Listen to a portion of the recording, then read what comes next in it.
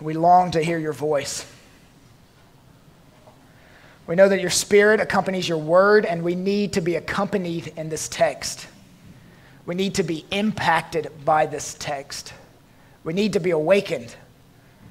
We'd like to know that we have your eye. And it's through the beautiful name and the beautiful work of Christ on our behalf that we make this petition. Amen. You could feel the excitement in the air. A young man with a black briefcase rushes through the Miami airport determined to catch his flight. His name, Glenn Chambers. It had been a lifelong ambition of his to work for God in South America. After learning Spanish and 2 Indian dialects, finally his God-born desires are fulfilled. He's off to work with the Voice of the Andes broadcasting team. The toughest part for Glenn, however, was saying goodbye to his widowed mother. He left her 2 hours ago in a puddle of tears. Desperate to send a final note to her, he scoured the floor, grabbed a scrap piece of paper. It was an advertisement ripped from a magazine with the single word "why" in the middle. In a hurry and preoccupied, he scribbled his note around the word, folded it, stuffed it into an envelope, and he sent it before he boarded the plane. Between the mailing of that note and its delivery, something tragic happened. The sound was deafening. Although no one was near enough to hear it, ultimately it echoed around the world. None of the passengers in the DC-4 ever knew what happened. They died instantly. That was February 15th, 1947, when the Avianca Airlines flight bound for Quito, Ecuador, crashed into the 14,000-foot high peak of El de Blasio. Then it dropped like a flaming mass of metal into the ravine far below. While Glenn never arrived back home, his letter did. The note arrived after the news of his death. When his mother received it, this widowed woman fell to the ground and lost it. She finally regained her composure and opened the letter, and then staring up at her was the haunting question in big, bold letters: why? We live in a world violently marred by the consequences of the fall. And the single most difficult question we face is, why? How do you answer that question? When a package of tragedy drops on your doorstep, when you give birth to a baby with Down syndrome, when you receive a call that your son has been hit by a drunk driver, when you're informed that your wife's cancer is inoperable, when 2 men dressed in military attire walk up to your door and you can only process the first few words, "We regret to inform you." How do you respond when you hear words that need no adjective? Stroke, miscarriage, bankruptcy, incest, fired. Why? Why me? Why now? Why this?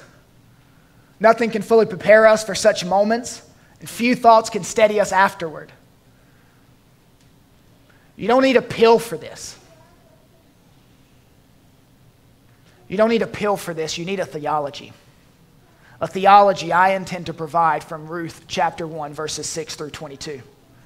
From our text, there are at least 3 ways to respond to the why question. Today's story opens with 3 women. The lines on their faces tell the story of 3 graves. Their eyes sunk in their faces, their souls sunk in despair. Confused, terrified, feeling extremely vulnerable, they all arrive at the same place, a crossroads. Both literally and figuratively a crossroads. These 3 women represent 3 different ways of handling pain in life. They give us the classic textbook responses to disillusionment and sorrow. This chapter is actually filled with groups of 3. There's 3 women, there's 3 responses, and there's 3 conversations. Now, some people say Samuel wrote the book. I think it was a woman. The entire book is written from a lady's perspective. 52.4% of the book is conversation. Women need talk. I've spent all week breaking down these 3 conversations, and Midway through the week, I'm like, why am I so drained? Then I discovered it's all the talking and the tears and the emotion. Let me introduce these women to you. First, Naomi. She and her husband left Bethlehem 20 years ago in the middle of a national famine. It was a bad move. It was a Moab move. Time flies, and it's about the stage where their boys would be getting married. Naomi and her husband enter into a formal agreement with two separate families in Moab to arrange the marriage of their boys to their daughters. You would often seal this agreement by giving a dowry to the father. It wasn't always paid in cash. Sometimes it was given in clothes or cattle. The exchange is made. The two young ladies from two different families are likely around the age 15. Arranged marriages do not seem exciting to you, but for these girls in this culture, this is a wonderful thing. They marry Naomi's sons and enter into Naomi's home. She raises these girls. They love her like their own biological mother. When Naomi's husband died, they grieved with her. On the 10-year anniversary of the double marriage, tragedy struck. Both sons unexpectedly died. So we're left with a really old woman and two 25-year-old widows. And they're now starving in Moab, threatened with homelessness, asking, why?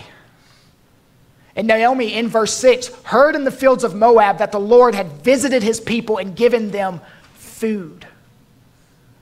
How did Naomi hear that the Bethlehem basket is again filled with bread? They didn't have cell phones or newspapers. She didn't check Twitter and think like, oh, we got food back in my hometown now. But somehow word came, maybe through word of mouth. These three women leave the graves of their husbands in Moab and they head to Bethlehem. They travel down 3,000 to 4,000 feet from Moab into the Jordan Valley and then up 3,000 to 4,000 feet back to Bethlehem. If they walk 6 to 9 miles a day, the trip would take a week. Naomi's been on this road before. She's seeing familiar sights, road markers she remembers from 20 years ago. If there's background music to this story, it's bagpipes. It's sad. It's death. It's hard. So with the bagpipes playing in the background, we read verse 8. But Naomi said to her two daughters-in-law, go, return each of you to her mother's house. Notice the end of verse 9. Then she kissed them, and they lifted up their voices and wept. Out in the open, literally without hope, security, and in their minds a future, these women weep. They are on the ground, tissue scattered everywhere, bypassers gawking at these widows in a puddle of tears.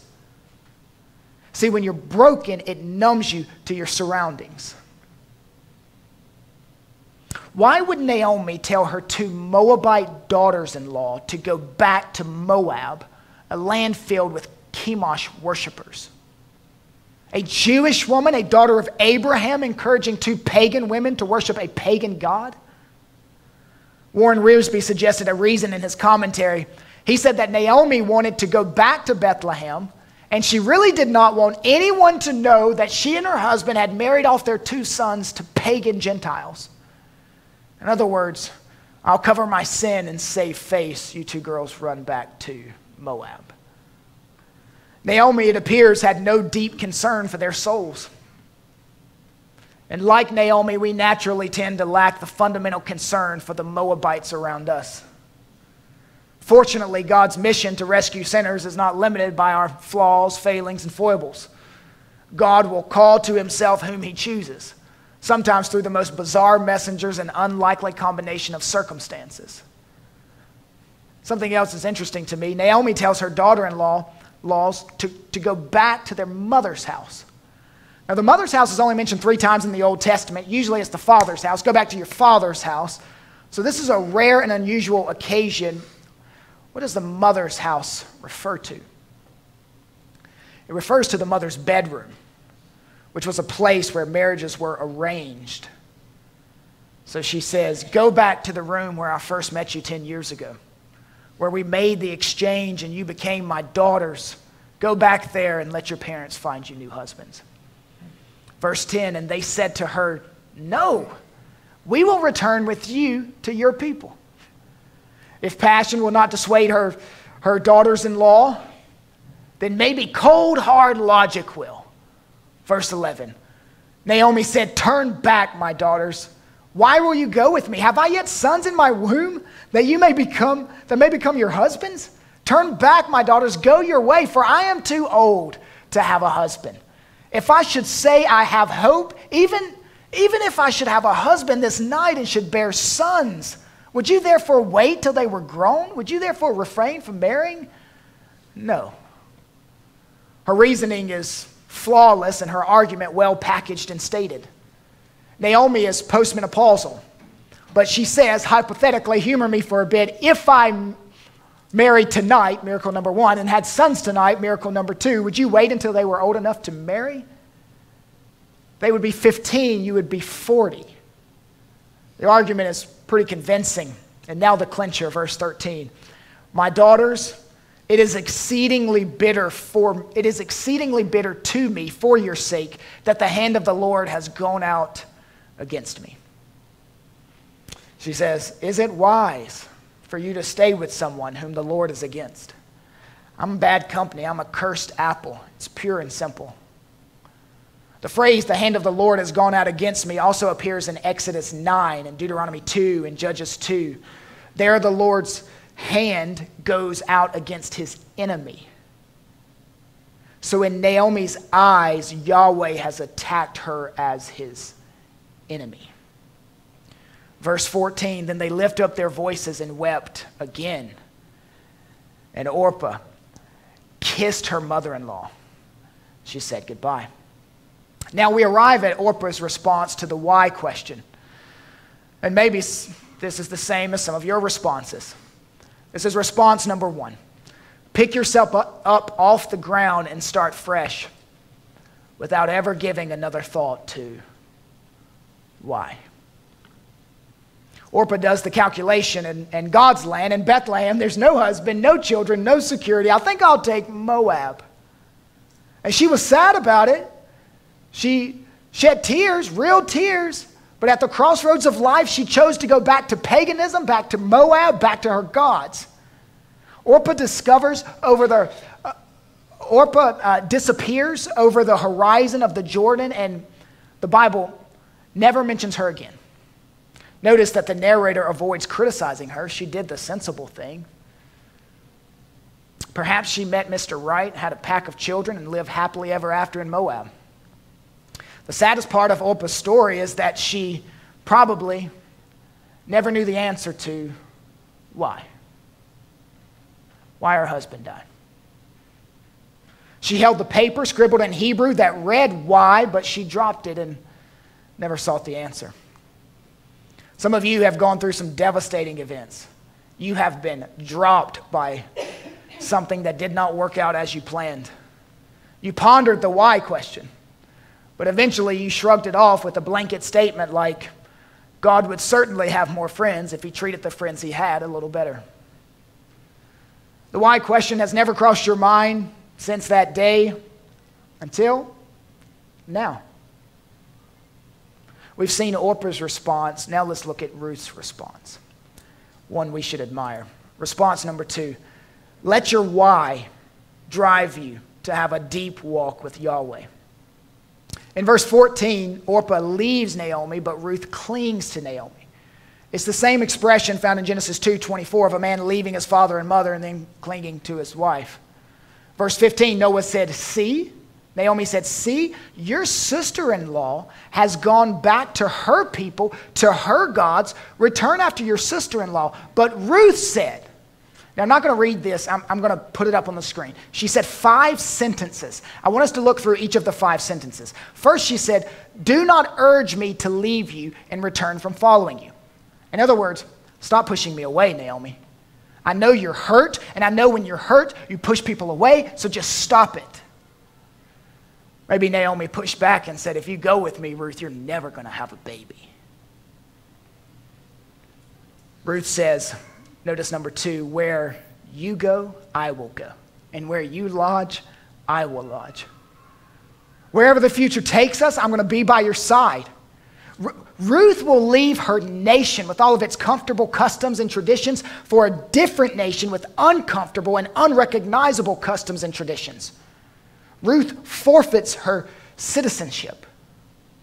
And by the way, if God calls you, you can leave family, you can leave your job, you can leave the city you love, and you can make radical commitments and undertake new ventures. If you hear the voice of God saying, go. Notice the third thing they say, your people shall be my people and your God, my God. We're going to come back to that one in a moment. Let's look at number 4. Where you die, I will die and be buried. So Ruth's loyalty is going beyond death. When you die, I will not leave Bethlehem. I'm not going back to Moab. I'm going to be buried in the same family plot. Not even death will come between us. Then notice her last sentence here. May the Lord do so to me and more also, if anything but death parts me from you. If she reneges on her promise, she invites the Lord, Naomi's God, to stretch out his hand against her as an enemy. Now, I want to geek out on Hebrew for a moment, so just bear with me, okay? Ruth is a bit of a poet. She's using something called chiastic structure. And this is a literary technique that shows you where to place the emphasis. So notice there are 5 sentences, but you have sentences that go together. So the first sentence and the last sentence, they go together in the Hebrew. They are verbal pairs. The second sentence and the fourth sentence go together in the Hebrew. They are verbal pairs. And notice they form a bit of a triangle pointing you to the guts of her speech. The most important statement is in the middle. Your people shall be my people, and your God, my God. Ruth is a Moabite, a member of a hated race in Bethlehem. There was nothing kosher about Ruth. She knew she would be about as welcome in Bethlehem as a ham sandwich at a bar mitzvah. This was the very moment of Ruth's conversion. And her conversion came at the crossroads of why? Ruth is saying, I don't want my God anymore.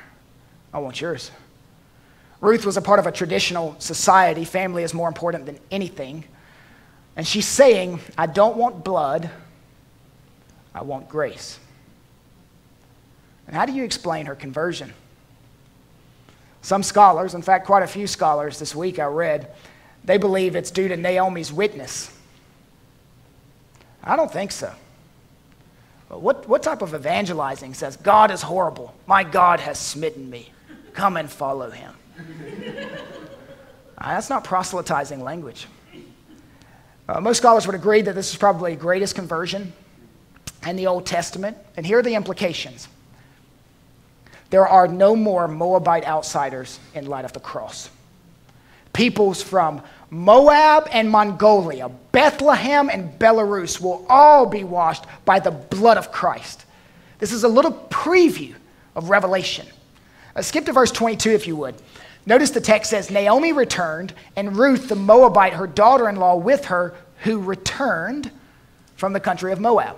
So the key word is return, is used at least 12 times in the chapter.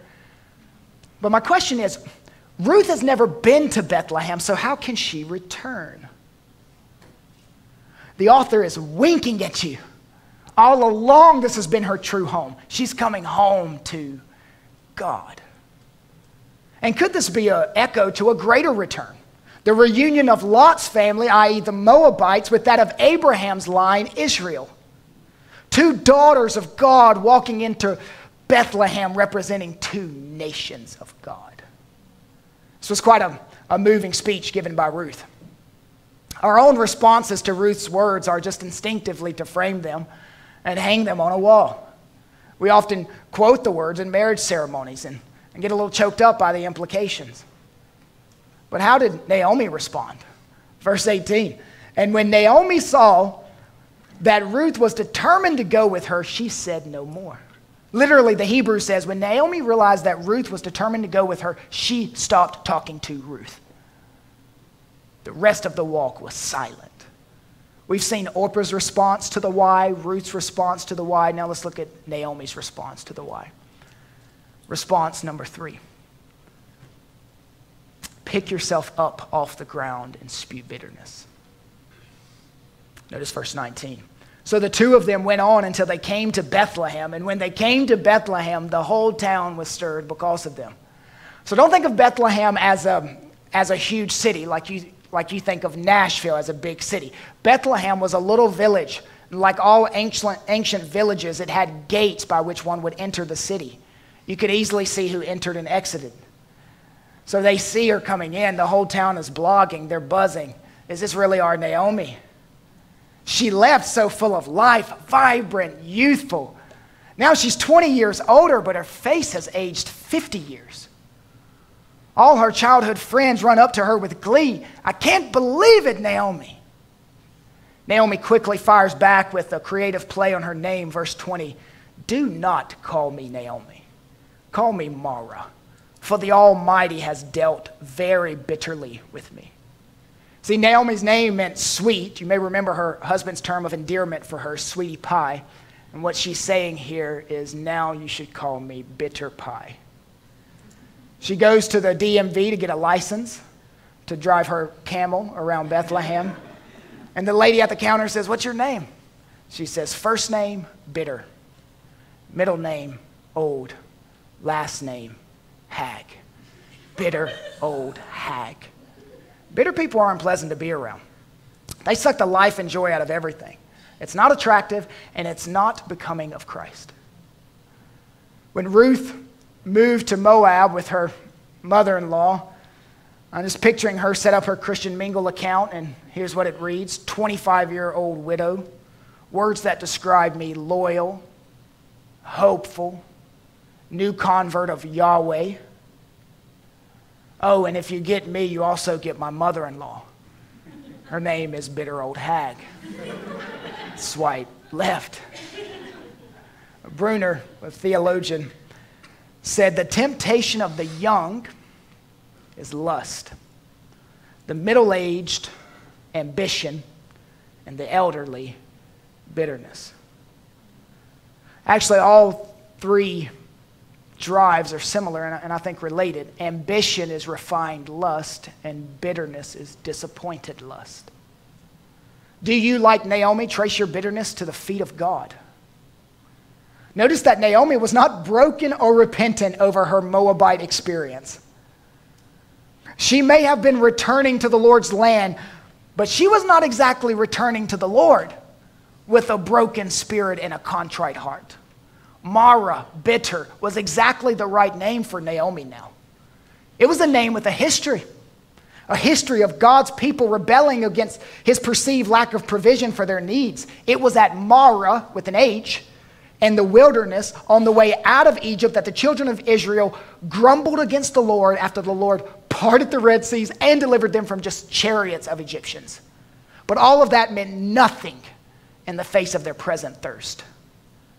Understand that Mara was not just a definitive place of grumbling bitterness. It was also a place where God's grace to grumblers was definitively displayed. God turned the bitter water into sweet. He specializes in this. He'll do it in this book. At this point, there's not even a whisper of acknowledgement in Naomi's heart of her own responsibility in choosing Moab over Bethlehem.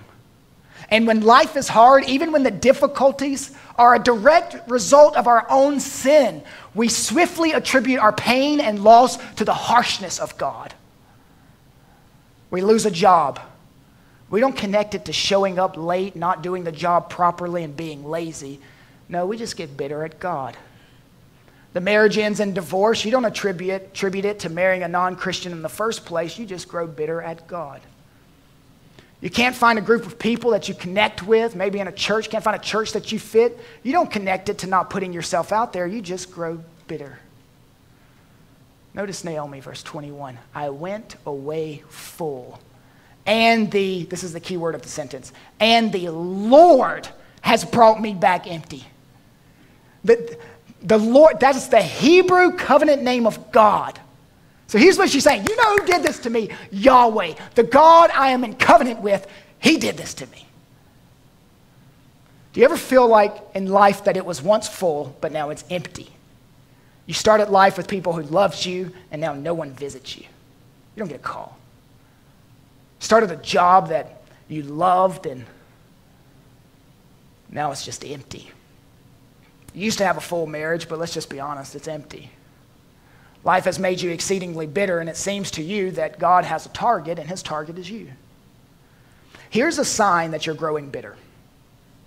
When you consider yourself unworthy of love.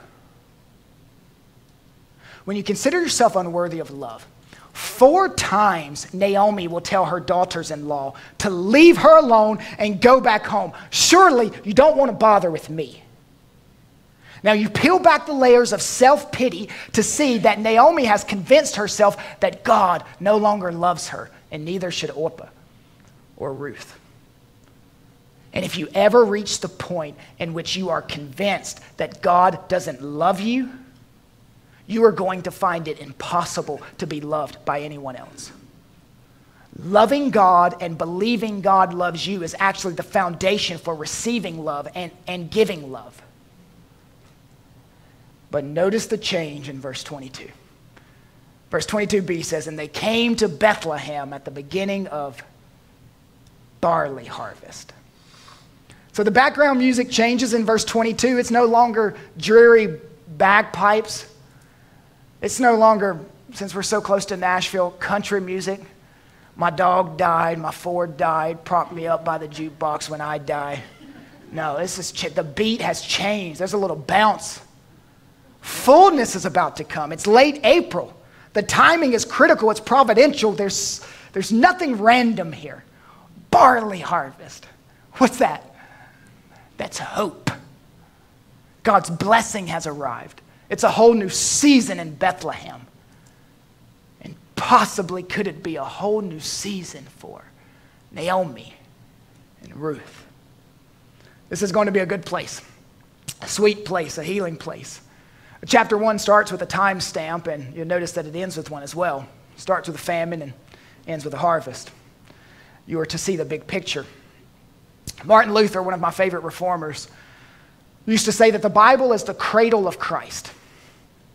And I believe that. Because I believe that Ruth is the cradle of Christ. So I want to give you 4 Christocentric applications from chapter 1. 4 Christocentric applications from chapter 1. Here's the first one. You become bitter when you think you are a righteous sufferer. Now, we've already been nibbling at this truth, but you're not the righteous sufferer. There has never been a righteous sufferer. Ever. Never. Not once. Not then. Not now. Not in the future. There's never been a righteous sufferer.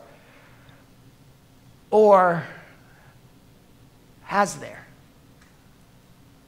Jesus Christ lived the life we should have lived.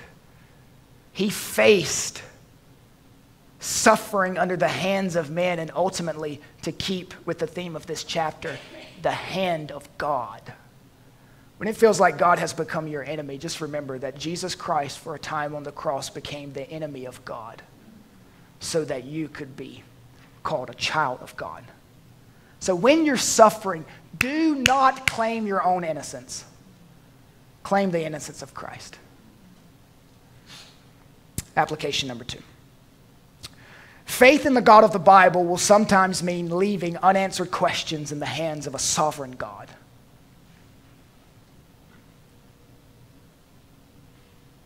The colorful writer and author Charles Spurgeon said, when you go through a trial, the sovereignty of God is a pillow upon which you lay your head. I haven't learned that, but I want to. When I'm going through times that are difficult, I want to pillow my head on the sovereignty of God. William Cowper, spelled Cowper, pronounced Cooper. William Cowper was a marvelous hymn writer. He was a friend of John Newton. John Newton actually discipled him. John Newton wrote Amazing Grace. Cowper was also a contemporary to John Wesley and George Whitefield in England and Jonathan Edwards in America. Cowper struggled with depression and, let me just be honest, a lot of other problems. One biographer said his life seemed to be one long accumulation of pain. He was bullied horribly by older students as a child. He attempted suicide 4 times. He got the idea from his father, who gave him a book about how to commit suicide. Later, he was engaged to a woman and her husband broke it off the night before the wedding. He wrote 19 poems to her. You can read the poems, feel the anguish and distress of his soul. Eventually, he was found with a rope around his neck. He was alive, but barely. They moved him to the insane asylum. C.S. Lewis said that mental pain is less dramatic than physical pain, but it's more common and it's harder to bear.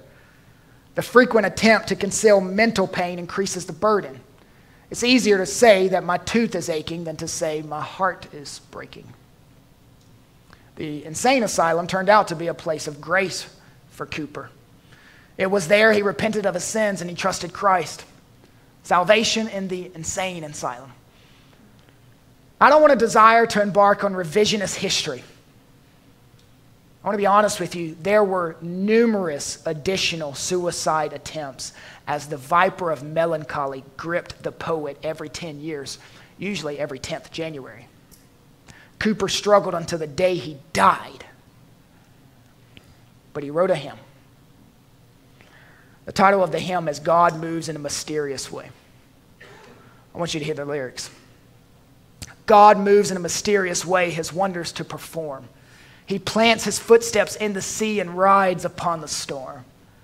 Deep in unfathomable minds of never-failing skill, he fashions up his bright designs and works his sovereign will. Ye fearful saints, fresh courage take. The clouds that you much dread are big with mercy and will break in blessings on your head. The next line wrecks me. Judge not the Lord by feeble sense, but trust him for his grace. Behind a frowning providence, he hides a smiling face. His purposes will ripen fast, unfolding every hour.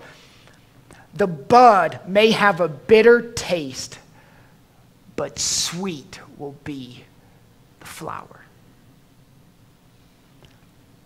You can leave your unanswered questions in the hands of a sovereign God. Application number 3. The proper response when faced with pain is not to stand and spew bitterness, but to fall on the ground and worship. That's what Job did. Actually, Ruth is kind of like a little mini Job.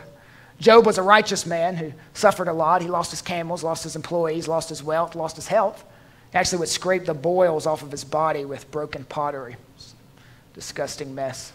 He lost his children in death. He lost everything, but the one thing he didn't mind losing, which was his wife. She was a nagger. She would constantly say, why don't you just curse God and die? That's how I know Job was written from a man's perspective, and Ruth was written from a woman's perspective. Job said, and these are his words here, God has made me a target for his arrows. I'm reading Job right now in just my devotional time. God has made me a target for his arrows. His cruise missiles zeroed in on my life and utterly destroyed it. Now, Job and Naomi said the exact same thing. The difference is Naomi got up from the ground and spewed bitterness. Job tore his garment, shaved his head, all signs of mourning, fell to the ground and worshiped. Job 1:20. I know you may not have the answer to why, but that is when faith kicks in. The gospel answers your doubts that God really has your best intentions at heart. And I'll prove that to you. Against whom did the Almighty's hand truly go out in judgment? Jesus Christ. The cross was the ultimate demonstration of God's love for you. We may never fully get an explanation in this life to satisfy the burning why or soothe the ache of heartache, but you need to remember that God is too kind to do anything cruel, too wise to make a mistake, and too deep to explain himself. Application number 4. Read your pain backwards. In English, we read from left to right. In Greek, I used to teach Greek. you read from left to right as well. But in Hebrew, you read from right to left. In Hebrew, you have to read backwards. I want to introduce a man to you. His name is John Flavel. He was a Puritan, lived in the 1600s. It's my great-grandfather. I'm lying, he's not. But it'd be awesome, wouldn't it? John Flavel has some spunk. And so that's why I nicknamed him Flava Flav. So this is what he said. And I'm going to say it twice so you can let it sink in. The providence of God is like Hebrew words. It can only be read backwards. The providence of God is like Hebrew words. It can only be read backwards. So you have to read the story backwards to see what God is doing. All right, so you remember at the beginning of our talk, you remember the man named Glenn Chambers. Years later, a missionary to South America visited a remote village in Colombia with an unusually large number of believers. She was puzzled. She hadn't heard of any missionaries who'd spent much time there. Who brought the gospel to you, she asked. The people brought out an old, charred, black briefcase and a Spanish Bible that they had found from a plane crash. She opened the Bible. Inside the cover were the words written, "Present it to our dear brother, Glenn Chambers." People of the village found the Bible, read it, and God's powerful word did its work, and they were converted.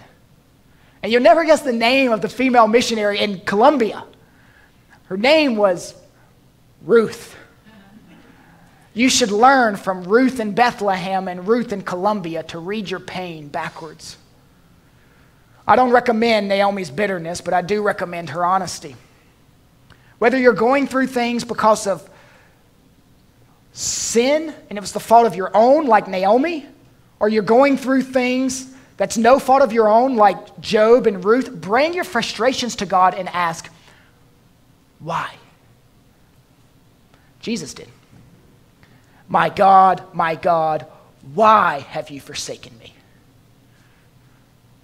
God had an answer for Glenn Chambers' mother's why. Glenn Chambers' death did have a purpose. People came into the kingdom because of that terrible accident. God had an answer to Naomi and Ruth's why. You're going to see it next week because a baby will be born in Bethlehem. He will save his people from their sins. God had an answer to Jesus' why. His death had a purpose to bring Naomi's and Ruth's and Glenn's and you into eternity with him. We may never know why things happen like they do. We may never know when our trials turn into triumphs. But we do know one thing. We have this certainty. We know who is bigger than all of our questions. And he is faithful.